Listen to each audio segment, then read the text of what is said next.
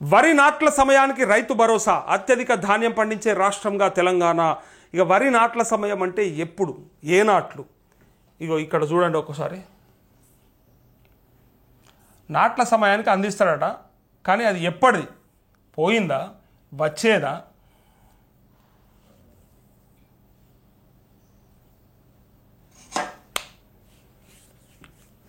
మంత్రి చెప్పింది కూడా కొంత క్లారిటీ లేదని పబ్లిక్ అనుకుంటా ఉన్నారు. అసలు ఆయన ఎప్పుడు ఇస్తా అంటుండు, ఏంది?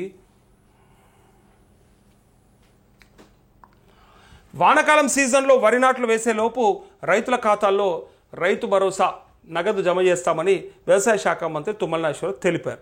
దేశంలో ఎక్కువ వరిధాన్యం పండించే రాష్ట్రంగా తెలంగాణ నిలిచిందన్నారు.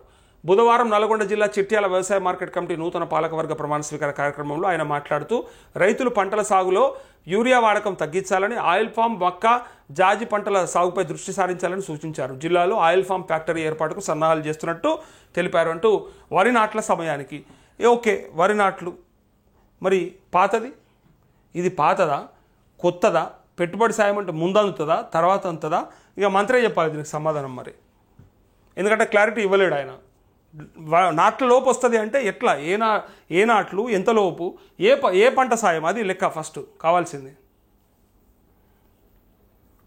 2న రాజీవ్ యువ వికాసం పంపిణీ బట్టి అంటూ ఇక్కడ రాజీవ్ యువ వికాసం లబ్ధిదారులకు జూన్ 2 రాష్ట్ర అవతరణ దినోత్సవం సందర్భంగా మంజూరు పత్రాలు ఇవ్వనున్నట్లు ఉప ముఖ్యమంత్రి బట్టి విక్రమార్క తెలిపారు. రాజీవ్ యువ వికాసం పథకం అమలుపై రవాణా శాఖ మంత్రి పొన్నం ప్రభాకర్తో కలిసి బుధవారం సచివాలయం నుంచి జిల్లా కలెక్టర్లతో వీడియో కాన్ఫరెన్స్ ద్వారా సమీక్షించారు. ఈ సందర్భంగా బట్టి విక్రమార్క మాట్లాడుతూ రాజీవ్ యువ వికాసం అమలుతో వ్యాపార కార్యకలాపాలు విస్తృతంగా సాగుతాయన్నారు. తద్వారా రాష్ట్ర స్థూల దేశీయ ఉత్పత్తి పెరుగుతుందని ఆశాభావం వ్యక్తం చేశారు. అందుకే ఈ పథకాన్ని పకడ్బందీగా అమలు చేయాలని కలెక్టర్లను ఆదేశించారు. 8,000 కోట్ల నిధులతో 5 లక్షల మంది యువతకి ఈ పథకం ద్వారా ఉపాధి కల్పిస్తామని బట్టి విక్రమార్క తెలిపారు. అంటూ ఇక్కడ జూన్ 2 తారీఖు నాడు తెలంగాణ అవతరణ దినోత్సవం నాడు స్టార్ట్ చేస్తామని చెప్పి తను అన్నట్టుగా వార్త.